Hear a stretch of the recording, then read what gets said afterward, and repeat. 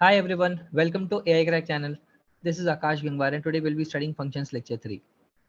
Now in terms of basic concepts, we have covered almost all sorts of concepts and this is going to be the last lecture in terms of basic concepts. But I'll be taking few more lectures in case of advanced concepts like periodic functions, composite functions, number of functions, counting the number of functions basically.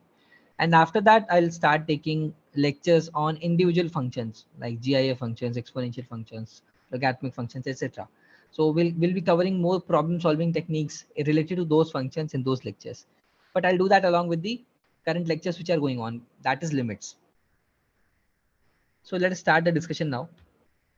This is the QOD 13 for the day. Now let us start the discussion of graphs of functions.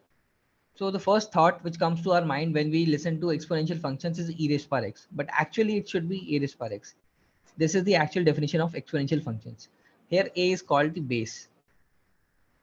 Now we have two cases in terms of base. The first one is a greater than 1. The second one is a greater than 0, less than 1.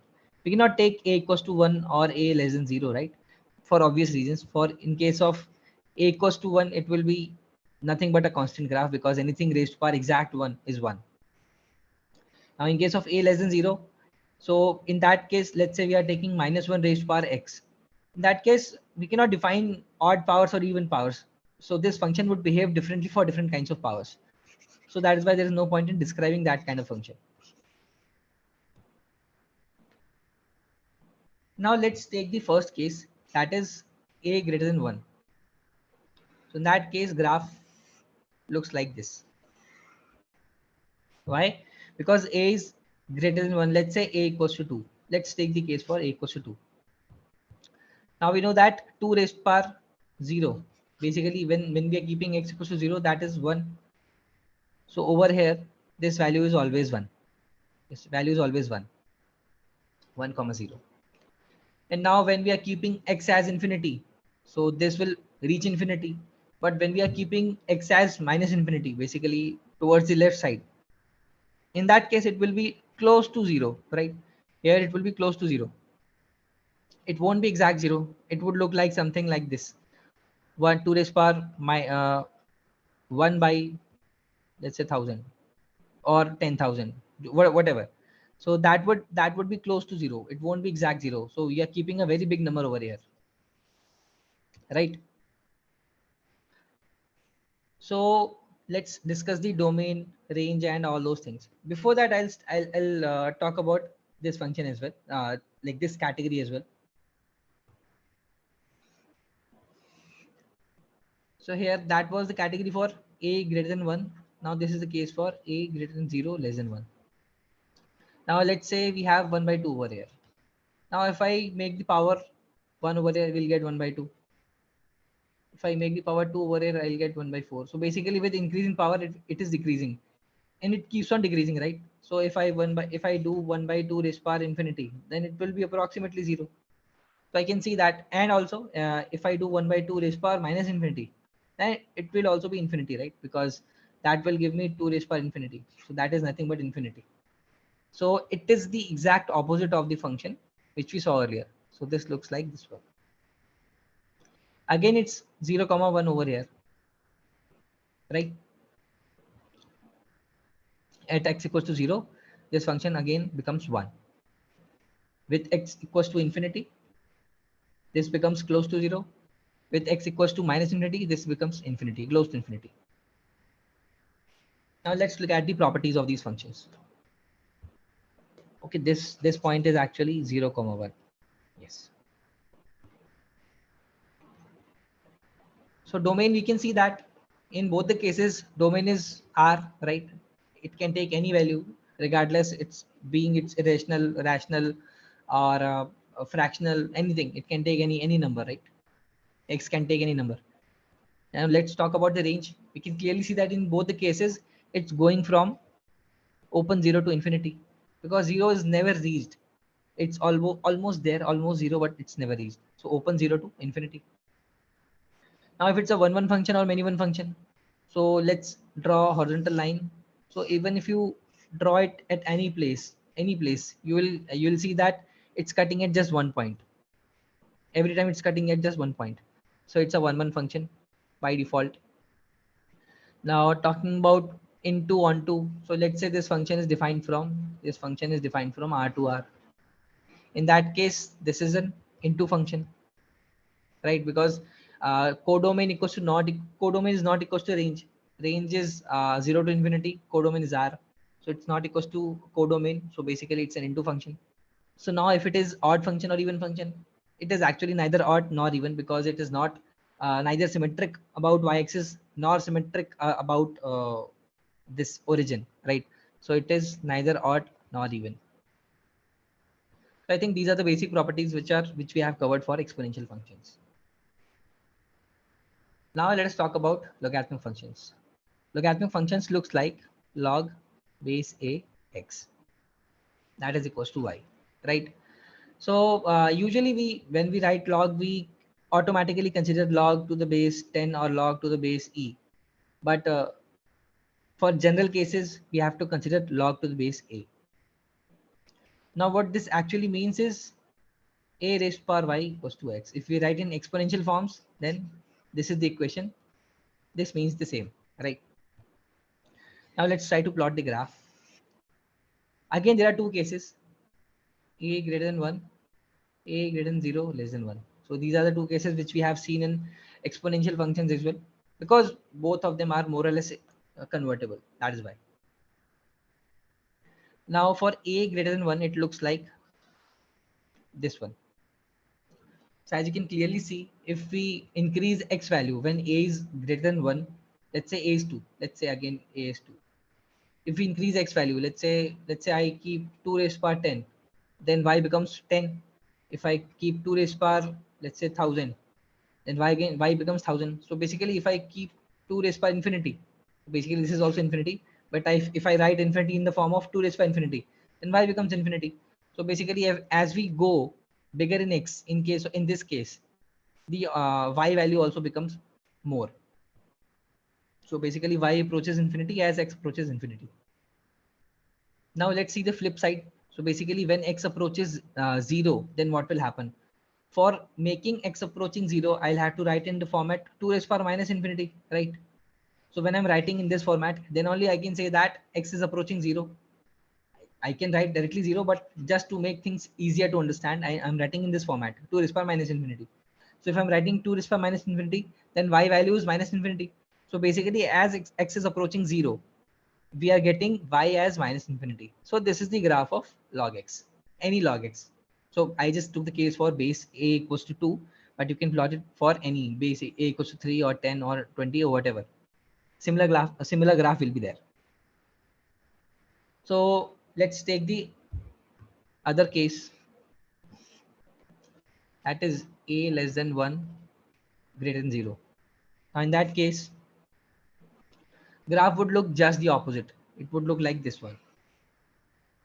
So basically mirror image about x-axis. Same kind of logic, you can keep it over here. This is x-axis, this is y-axis. You can derive it with the help of the same logics which I have used in the previous one. Now let's look at the properties of logarithmic functions. So basically domain is, if we are writing log a x. So now we know that x cannot be negative, right? X cannot be negative. So this is equals to y. So we are writing a raised to power y equals to x. So anything raised to power anything is never negative, right? Unless if this number is itself negative. But here we have made a condition that a is never negative, a is always greater than 0. So anything positive raised to power anything is never negative. So that is why x is never negative. So x always belongs to 0 to infinity. So it cannot be 0 as well. It cannot be exact 0, because again same reason, anything raised to power anything, any positive number, any raised to power anything is never exact 0. It can approach to 0. It cannot be exact 0. So that's why domain is 0 to infinity, x value. Now let's talk about range. Now I can clearly see that range is minus infinity plus infinity to infinity minus infinity, right? So in both the cases, in this case as well, in this case as well, here minus infinity to infinity, here as well infinity to minus infinity. So range is basically R. Our range belongs to R. Let's say we have defined this function from R to R. So this is an onto function, right? in this case only. If I have defined it in some other manner, then probably something else. Now talking about one many one. So again, this is similar to exponential function, right? So whenever I'm cutting it with the horizontal line, it's cutting at just one point. So it's a one function. Now talking about odd even function, it's neither odd nor even, just like exponential function. It's neither odd nor even. How? Because it's not symmetric about y-axis for being it to be even, and it's neither symmetric about this origin. So it's not neither odd nor even. You can check it with the help of mathematics. So basically, you can plug in minus x value, then you'll see that it's neither odd nor even. Now let's move to the next function, which is greatest integer function, also known as GIF function. So it is represented by these square brackets. Now what this function does is it returns integer values which are just lesser than the value. So let's say we have x equals to 3.2. Let's say we have this is x. Now if I use GIF function on this x value, I'll get 3. Let's say I have x equals to minus 3.2. In that case, the integer which is just lesser than this one, that would be minus 4, right? So you have to see in the number line. So let's say this is 0, this is minus 1, this is minus 2, this is 1, this is 2, this is minus 3, this is 3, this is 4, and this is minus 4, right? Now we have minus 3.2 over here, somewhere over here, minus 3.2. Now an integer which is just lesser than this one is minus 4. Similarly, we have 3.2 over here. Now integer which is just lesser than this one is 3. So it might be confusing a little, but we have to look at the left side. So whenever we are talking about greatest integer functions, we have to look at the left side of the number line. What the point? Now let's try to plot the graph.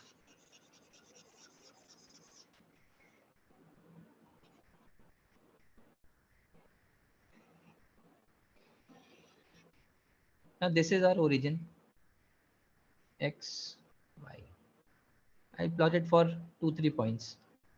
1, 2, minus 1, minus 2, 1, 2, minus 1, minus 2. Now I can clearly say that whenever x is from 0 to 1, open bracket. So basically whenever x is in this range, we can clearly say that GIF of this function, of this value, is always 0, right? Because lesser than 1 but greater than equals to 0. In that case, I can clearly say that it's always 0, because number line, you can see the number line. Anything which is on the left side of this one value, exact one value, it's always 0 in case of GIF function. So we get a closed circle over here, and a line over here, and an open circle over here, because at exact 1 it will become 1. Now same thing happens from 1 to 2, from closed 1 to open 2, right? At 2 it will become exact 2. At exact 2 it will become exact 2. At just at the right left side of the 2 it will become 1, right? So this is how the function looks like. It keeps on moving like this only, right? Now if you look at the left side, now when I'm going from, let's say x belongs to minus 1 to 0, exact 0. In that case, at exact 0 it is over here. When we are just moving left side of the 0, you'll get an open circle over here, and the value becomes minus 1 and stays minus 1 till minus 1 only. So sorry, this is, sorry, yeah, this is the bracket system. So at minus 1 it becomes minus 1, and anything lesser than 0 it also becomes minus 1. So this is how our graph looks like over here. At exactly minus 1, again over here, open circle and a closed circle over here. Now let's try to understand the properties of this function. So let's talk about domain. So I can clearly say that domain is anything. We can keep any number. There is no restriction over here. So domain belongs to R. Now if we talk about range, then we can clearly see that this always gives out integer values. So range is nothing but integer values.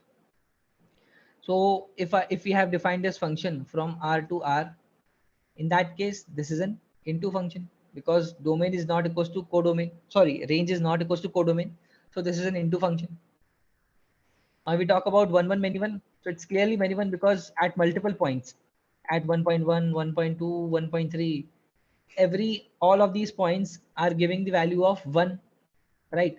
So that is why it's a many one function. Now let's check out if it is an even function or an odd function. Now in case of even function, we can clearly see that it's not an even function because for even function, it has to be symmetric about y-axis. It's not actually symmetric about y-axis. So it's not an even function. So it's not even.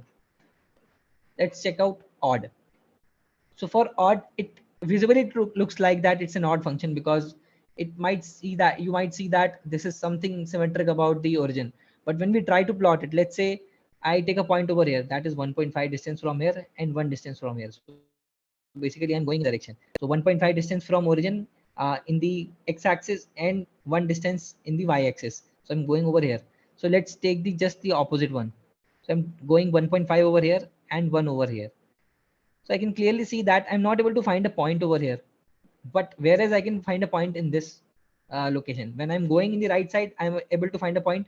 But when I'm going in the left side, I'm not able to find a point on the curve. But our definition says when we are finding the odd function, if the function is actually an odd function, if we go d distance over here and d distance over here in the same opposite directions, in that case, we should find points in both the cases. But we are not able to find a point over here, and it should happen for all the points. So here we can see that for this particular point it's not happening. So this is not an odd function. We can clearly see that.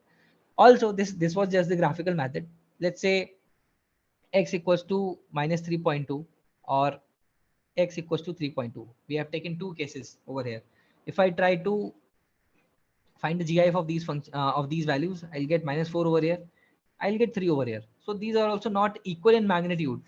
If this was an odd function, these would have been equal in magnitude. So basically 3 or minus 3, 4 or minus 4, right?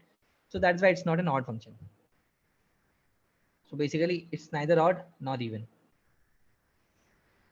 I think we have covered all the properties for GI functions as well. Now let's talk about fractional part functions.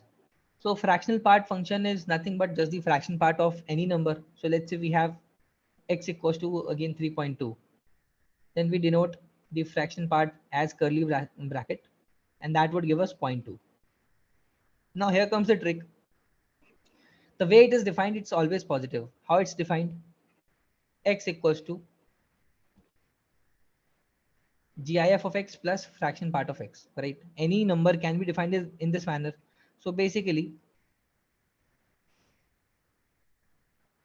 fraction part is nothing but x minus GIF function, right? That's why it's always positive. Now let's say I give you x equals to minus 3.2.